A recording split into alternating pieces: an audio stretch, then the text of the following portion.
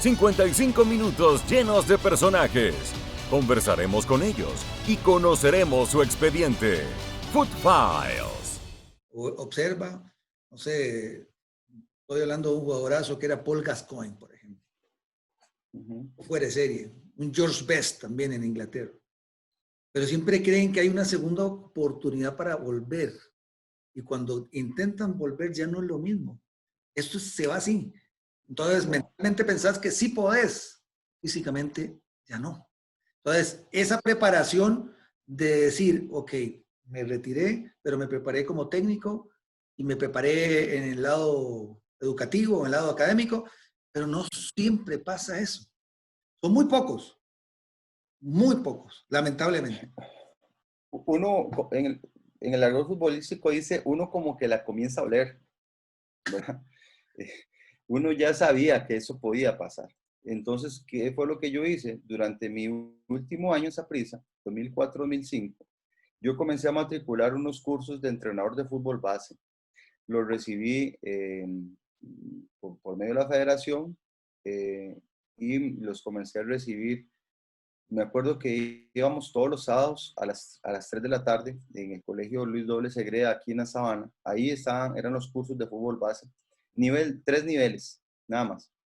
Y ahí entonces yo comencé a tener un poquito de acercamiento ya desde el punto de vista y conocimiento táctico y estratégico, porque ya lo vivencial ya lo había disfrutado, ¿verdad? Entonces, me acuerdo muy bien de que uno de mis profesores era don Carlos Santana, y don Carlos Santana había sido compañero mío en Saprissa, ya había pasado por todo esto que estamos hablando, y él bueno, como es una bellísima persona, me ayudó mucho en esa primer parte introductoria.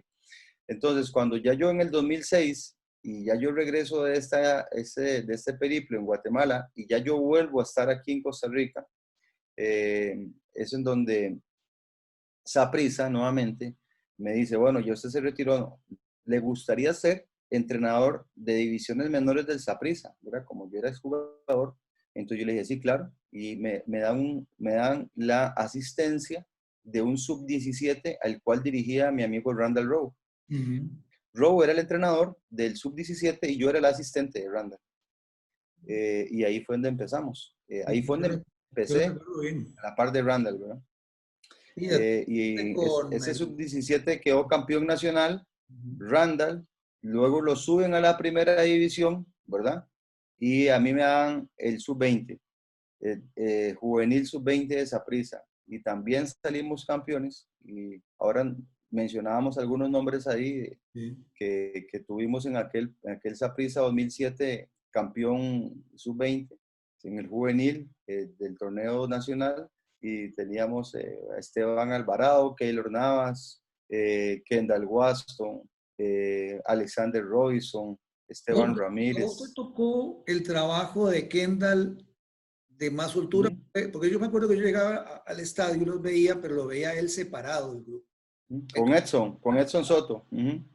Con Edson o vi Enrique en algún momento, creo, no me acuerdo. Sí. Nosotros a Kendall le hacíamos trabajo diferenciado, ¿verdad? Porque era muy tieso, ¿verdad? Que sí, tenía poca soltura. Sí, tenía poca soltura. Kendall tenía alguna dificultad de movimiento porque desde muy pequeño él siempre fue muy alto. Entonces, en la parte coordinativa él tenía problemas y también en la parte técnica. Entonces, se le daban trabajos por aparte, ya sea con Rivers, con Chico Rivers, también con el hermano Enrique, con muchos de los entrenadores. Éramos un grupo de entrenadores en Saprissa, entre esos incluso estaba hasta José Giacome, que era parte del staff técnico del Saprissa, Diego Giacome, todavía venía recién también, apenas para retirarse, después se metió ahí. José, estaba, vamos a ver, Roy Meyers, bueno, Hernán ya estaba en primera, Marco Herrera, etcétera. Todos los entrenadores es más, de Saprissa que... Para recordarle a la gente, ese grupo que vos tenías de Saprissa Corazón era, creo que Esteban estaba en la puerta o no. Estaba en las centrales, eran Acosta y Oscar Duarte. Oscar, sí, eso fue ya en Liga de Ascenso. Liga de Ascenso. Sí. porque después de este juvenil, el entrenador de Liga de Ascenso era Enrique Rivers, y Enrique Rivers lo suben como director de divisiones o fuerzas básicas, y entonces cada entrenador comienza a subir un nivel, ¿verdad? Entonces, Randall y Justin se van para la primera división, ¿se acuerdan? Claro. Aquel equipo de Justin, ¿verdad? Hernán se va para la selección y yo me voy para Saprissa Corazón y después Roy se queda con el sub-20 mío y así, ¿verdad? Todos vamos subiendo un escalón.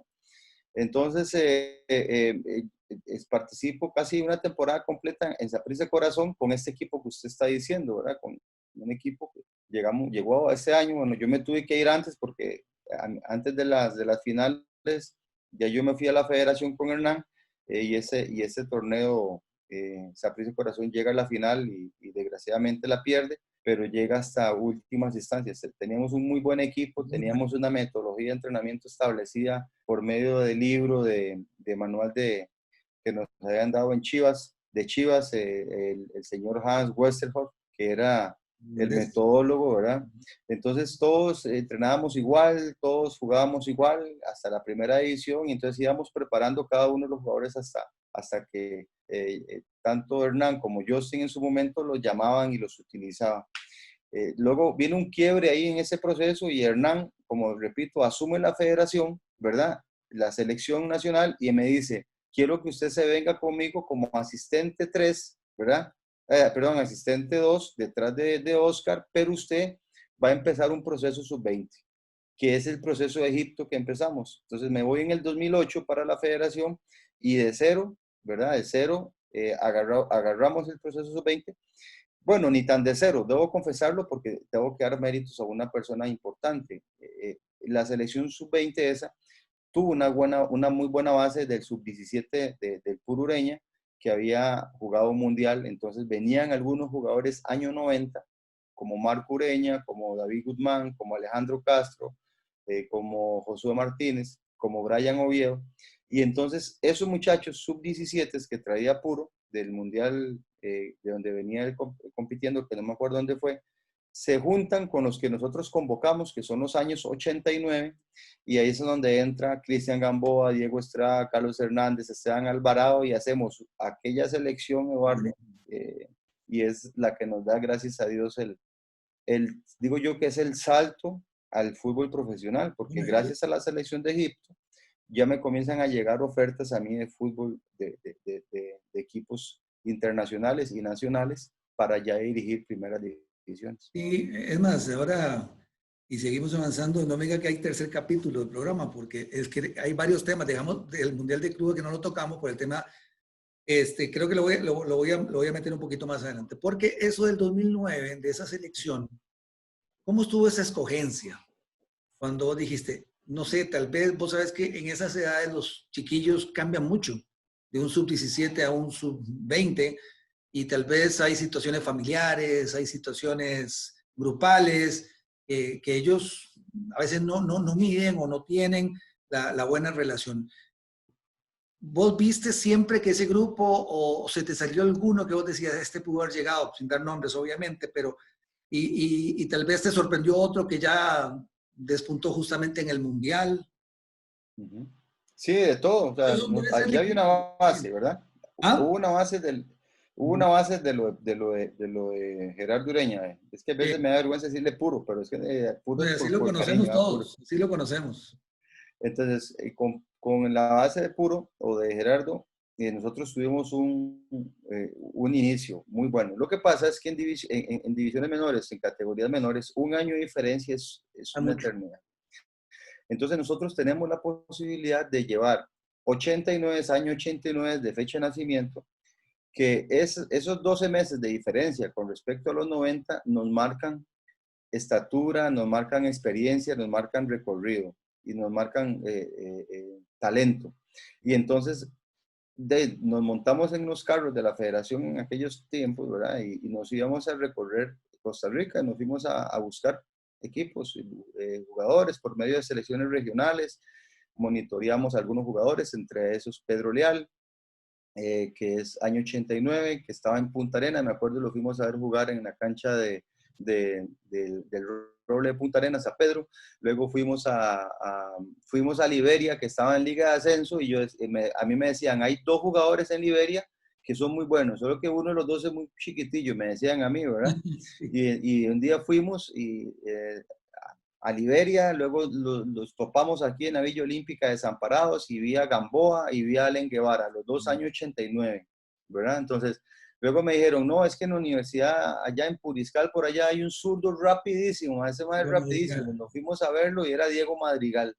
Y entonces, así es que, claro, ahora uno escucha el nombre y dice, sí, pero la gestión de poder encontrar a esos muchachos, de ir a verlos con sus equipos, de ver si tenían posibilidades o no, lo fuimos a hacer así, un grupo de entrenadores que en aquel momento también, coincidentemente, estaba encabezado por don Carlos Watson, que era el director de selecciones, y entonces comenzamos a trabajar de esa forma, y ¿Te ya perdieron logramos algunos de unir. camino?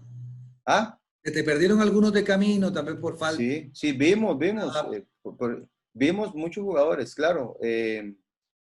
Bueno, pero es que ese fue después, porque es que en la siguiente selección también, porque por ejemplo, nosotros vimos a Elías Aguilar cuando estaba más jovencito, y nosotros no Sí. lo seleccionamos, y después Elías salió y se nos fue ese filtro, y ya fue Elías, ¿verdad? El que conocemos. Pero así hubo otros jugadores que tal vez en ese momento no estaban para ser convocados y que después saltaron, pero saltaron hasta después de la competencia. Entre esos Oscar Duarte, por ejemplo, que era nicaragüense, y que nosotros intentamos de que los papeles de Oscar estuvieran previo a la eliminatoria en Trinidad y Tobago, y no fue posible, y los papeles de Oscar salieron 22 días, un mes antes del Mundial de Egipto. No lo podíamos llevar. Claro. Pero Oscar perfectamente pudo haber estado en esa selección, incluso entrenó varios microciclos con nosotros, pero no pudo estar. Entonces, ya cuando escuchamos que Dani Carvajal, Maynor Álvarez, Esteban, o José Mena, o Roy Smith, o Kenner Gutiérrez, y todos ellos que ya todo el mundo se familiariza porque ya los ha visto, estos muchachos fueron parte de esta selección, y que sin ninguna duda, claro, se nos pudieron haber quedado otros más por ahí que después resurgieron, pero el trabajo que se hizo de observación y de reclusión de jugadores fue muy bueno, de una forma muy científica y muy bien organizada, y gracias a Dios fue una selección que deparó muchas cosas. Y vos sabés, de esa época, creo que 2009 y 2011, y uno habla mucho del relevo generacional, Ronald, yo no he vuelto a ver, es más, está la selección de Chile 2015, la que dirige a Popeye, y después estuvo en la India, pero no tuvieron la misma relevancia en cuanto a jugadores. Vemos a Barrientos ahora, vemos algunos de esas, bueno, a Andy Reyes o al Chico Juárez que está en Guadalupe, pero no tuvieron la misma o no han tenido la misma trascendencia que esa. Yo creo que la última buena camada de futbolistas nuestros fue esa. Casualmente 2009 y 2011, que apareció ya, porque Joel, estaba John Jairo y estaba Escoe, Minor Sport. Exactamente. Minor Escoe, Jordan Smith, Mauricio Vargas, Ariel Soto, estaba también Joseph Mora, estaba Juan Bustos Golovio, John Jairo Ruiz, estaba también Brian Vega, Minor Escoe, Felipe Chávez. Pero de ahí en adelante no han vuelto a salir. O sea, esa es la parte que, bueno, ya esa es otra historia, no es la historia tuya en este momento. Pero bueno, ese fue tu momento más culminante de carrera como entrenador. Me imagino que sí, pero cuando se inició el torneo, esa goleada que metió Brasil, ¿qué te hizo pensar? Quería que me tragara el mundo, nada más. Pero vamos a ver, obviamente el resultado es abultante y todo, pero ¿qué marcó eso? ¿Qué fue el pánico escénico? ¿Fue malas decisiones tuyas? ¿Los jugadores asustados? No sé, porque hubo un cambio, definitivamente, terminado el partido, a lo que vimos al cuarto puesto. Sí, la verdad es que yo digo, siempre esa pregunta me la han hecho, y yo he revisado los goles que nos metieron, ¿verdad? El tercero, el cuarto y el quinto gol. Fue un caos táctico de 25, 30 minutos, en el cual nunca había pasado, no nos había pasado con este equipo, ni siquiera en la eliminatoria que habíamos sido invictos, ni en los partidos amistosos tampoco. Habíamos jugado contra Brasil en Santa Cruz en Santa Cruz allá Bolivia. No, perdón, en Venezuela, Ah, en la Cruz o algo Cristina, algo no. de Santa Cruz. Un torneo de invitación que fuimos a Venezuela, nos invitaron y fuimos allí y nos enfrentamos con Brasil y quedamos 0-0. Y yo decía, o sea, yo sabía que el partido de Brasil iba a ser muy duro, pero incluso los primeros 25 minutos tenemos un partido muy bueno, dos opciones de gol muy claras, una de Marco y una de Allen, y yo dije, estamos bien, o sea, el partido está bien. Luego comenzamos a cometer errores. Al final perdimos 5-0, llegamos al hotel y yo me encierro en mi cuarto y bueno, yo no sabía ni qué hacer, ¿verdad? Sinceramente. Y entonces trato como de serenarme, tranquilizarme y voy a la cena y me paro en la mesa, en la cena de los muchachos y les digo a los jugadores que fue un accidente, que tenemos un trabajo que nos respalda y que esto nunca había pasado durante nuestra gestión, que siguiéramos con las mismas metas que llevábamos, que esto estaba seguro que lo sacábamos porque es que ellos nunca me demostraron a mí Al un contrario. comportamiento de ese tipo. Entonces comienzo a levantar cabezas, no las de ahora, porque ahora estos jugadores tienen 30 años, o sea, era levantarle cabeza a muchachos de 18, 19 años, y de verdad que tengo que darle gracias mucho, primero a Dios, porque me dio sabiduría en ese momento de poder hablar y llegar con las palabras justas a los jugadores y que ellos reaccionaran. Al día siguiente entrenamos, al día siguiente, después a los 2 días, preparamos el partido con Australia y luego le ganamos 3-0 a Australia.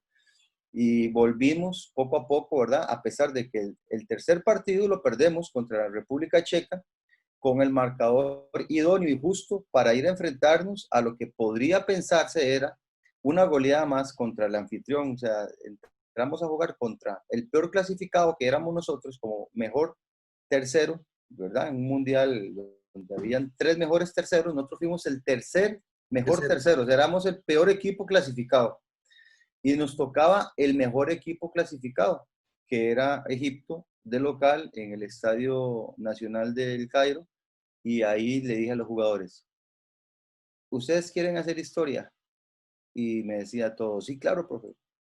Démosles un batacazo a esos en la cabeza para que ustedes vean que a partir de ahora los nombres de ustedes ya dejan de ser anónimos. Y preparamos emocionalmente ese partido a tal forma de que yo antes del partido sentía, Eduardo, una paz y una tranquilidad en el estadio en donde yo he dirigido, donde han habido más personas. Habían 86,000 personas en ese estadio. Y yo me veo en las tomas de televisión y me veo sentado y yo digo, me parecía como que estaba dirigiendo el partido ahí del parque, ¿verdad? Pero tranquilo, sereno. Y ahí fue donde ellos dieron el golpe de gracia y donde, por supuesto, dejaron de ser ya muchachos desconocidos y se convirtieron en esta generación de muchachos tan talentosos. ¿Sabe qué, Ronald? Se nos sigue pasando el tiempo. Otra vez. Sí, muy duro, ¿ah? Pero qué Es que bueno. también yo hablo mucho, eso es, pero No, hey, tenemos que terminarlo hoy, Eduardo. ¿sabe qué? Lo que pasa que cuando es interesante, por eso es que el primer programa gustó muchísimo, porque es una conversación Sí. riquísima. Nada más me devuelvo para ir cerrando capítulos. Me contaste que te ofrecieron ir a dirigir a algunas otras partes. ¿Cómo dónde te ofrecieron dirigir? ¿Y por qué no aceptaste? Bueno, Comunicaciones fue el primer equipo que me ofreció y yo pospuse mi salida después de Egipto porque después de Egipto inmediatamente empezamos el proceso de Colombia. Y no es hasta después del Mundial de Colombia que hay una similitud, no en resultados porque la de Colombia no llega tan alto como la de Egipto, pero llegamos a octavos de final. Y después del partido con Colombia, que quedamos eliminados, normalmente ya Gol de James recién Rodríguez. llegando, luego, perdón. El gol de James Rodríguez de penal. Sí, el gol de James nos metió 2 goles. Íbamos ganando 2-1 el partido y nos metió un gol de tiro libre y un gol de penal. No me acuerdo. Y ahí quedamos eliminados. Y cuando llego al proyecto Gol, ya está un técnico nombrado en la Federación de Fútbol, que es don José Luis Pinto. y yo, se le ofrece mi nombre a don José Luis Pinto para que yo sea asistente de él, y él dice que no, que él ya tiene a sus asistentes, a que es Pablo Guanchop y Luis Marín, y entonces ya yo quedo como en el aire, ¿verdad? Ya yo quedo ahí como vagando. Hay un proceso sub-23 que llevo ahí terrible porque no cuento con ayuda de ningún equipo prácticamente. Todos los equipos me dan la espalda, o no, a mí no, le dan la espalda a la Olimpiada de Londres. No nos prestan los jugadores que teníamos para seleccionar, porque es la verdad, eso no lo puedo ocultar. No pasamos una serie previa contra Panamá y quedamos fuera del preolímpico. Y ahí digo yo, aquí se terminó otra vez, ¿verdad? Se terminó, ya no tengo más para dónde escalar, no hay olímpico, selección mayor no tengo. ¿Cuál es mi salida? Un equipo nacional de primera división, y en ese momento me llaman de Guatemala y acepto Comunicaciones en el 2012 como técnico, y a los 6 meses, gracias a Dios, ya estábamos ganando el primer campeonato allá en Guatemala.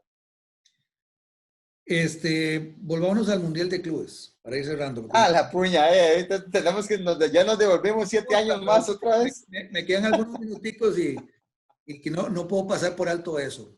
Me acuerdo el camino por Corea, se llega al Mundial de Clubes, ese primer encuentro. ¿Qué rescatás, como ir resumiendo, y dónde lo tenés en el libro? Como qué apartado tenés el Mundial de Clubes dentro de tus capítulos.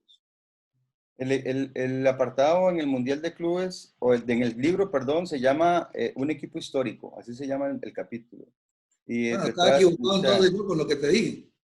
Sí, retracta todo el inicio de este equipo que se forma en Papagayo, allá en el Golfo de Papagayo, etcétera, las competencias que tenemos hasta el último partido contra el Al-Ittihad, con aquel golazo de la bala, y lo de la medalla. Entonces, en ese capítulo del libro está todo lo del Mundial, ¿verdad? Que fue, como hablamos ahora, un recorrido largo, extenso, y de experiencias. Fuimos a hacer partidos en Corea, jugamos contra equipos de Alemania, contra equipos de Suiza.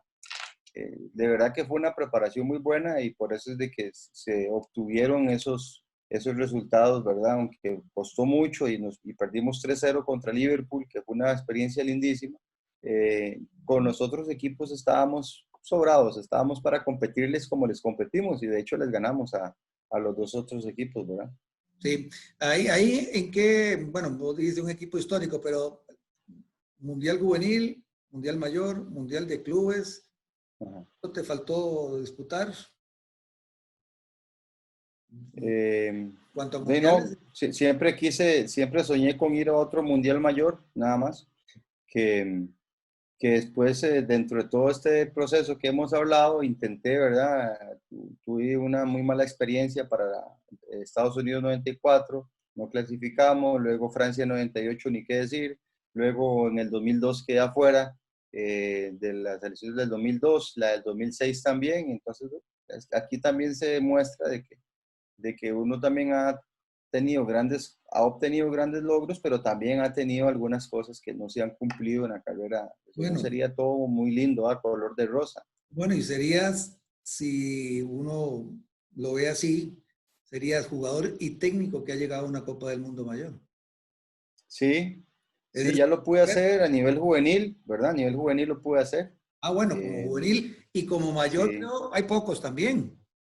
Ahora sí, vamos a pensar eso. Sí, sería lindísimo. O sea, si Dios nos premia y podemos ir a Qatar 2022, tendría mundiales como jugador y como técnico. Sería genial. Estaría yendo prácticamente a 4 o 5 mundiales. Y Ronald, ¿cómo resumís esa etapa tuya como entrenador? ¿Te gusta más que la de jugador? ¿O es muy diferente? ¿Tenés que tomar decisiones? Esa que tomaste en el 2009, ¿cuántos dejaste por fuera para la elección o en Colombia?